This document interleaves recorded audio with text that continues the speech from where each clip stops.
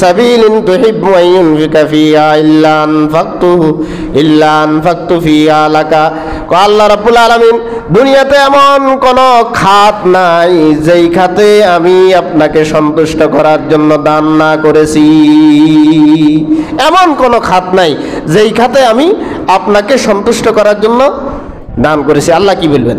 আল্লাহ বলবেন ক্বালা কাযাবতা, এ মিথ্যুক, মিথ্যা কথা বলতেছেন। অনেক মাল দিয়েছেন, মালদার কিদার, জোরে কোন কিদার?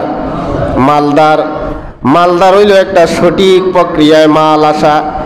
আমাদের দেশে তো অনেক সময় আঙ্গুল ফুলে কলা গাছ হয়ে যায়। 6 মাসে 600 কোটি টাকার মালিক কিভাবে হয় আমাকে বলেন?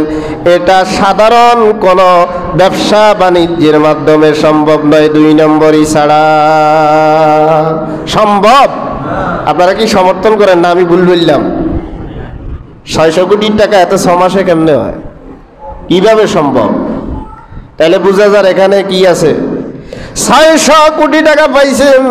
আমাদের মতো এক শ্রেণীর আলেম আছে, 50 জনকে বলছে ওমরা নিয়ে যাবে। 600 কোটি টাকা পেয়েছে, ওমরা করাইবে, কোনো কথা নাই, খুশি হয়ে যায়, বড্ডা দোয়া, আমাদেরকে ওমরাত নিবে। একটিবারও আপনি জিজ্ঞেস করলেন না এই টাকাগুলো কোন খান থেকে এসেছে, এটা কি হালাল না হারাম, কোন প্রক্রিয়া এসেছে? এজন্য আমাকে এই পর্যন্ত 5-6 জনে বলেছে ওমরা করাইবে।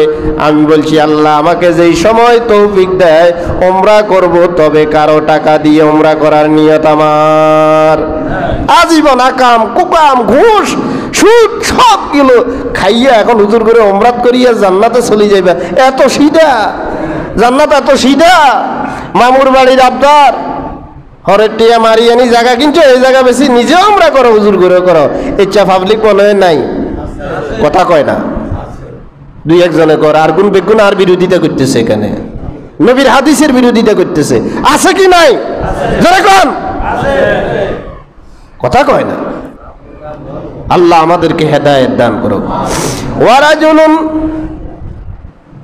মান ওয়াসাল্লাহু আলাইহি মিন আসলাবিল মাল, আল্লাহ তাকে এমন কোন মাল নাই, মাল সকল প্রকার মাল দিয়েছে। ধনী মানুষ বৈধ পদ্ধতিতে, সেই কি হয়েছে? বৈধ প্রক্রিয়ায় ধনী, বৈধ হাদিসের ভাষ্য অনুসারে বৈধ প্রক্রিয়ায় ধনী। ফাউতিয়া বিঘি, আল্লাহর সামনে তাকে আনা হবে।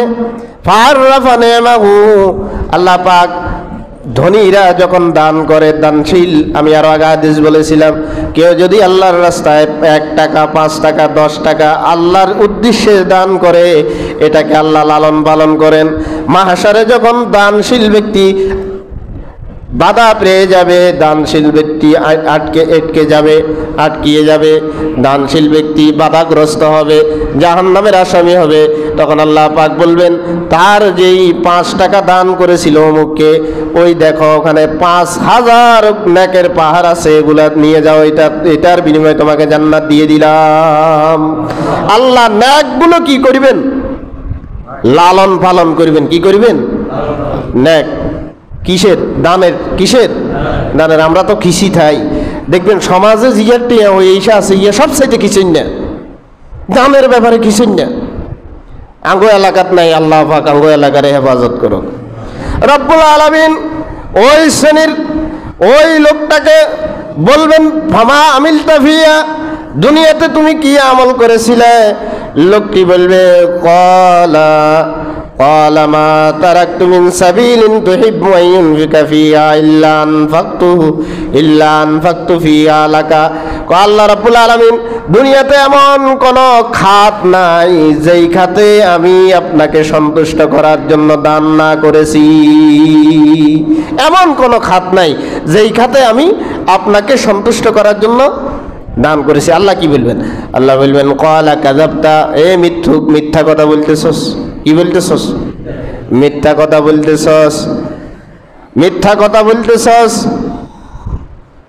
ওয়া আনফাকতা, তুই দান করেছস।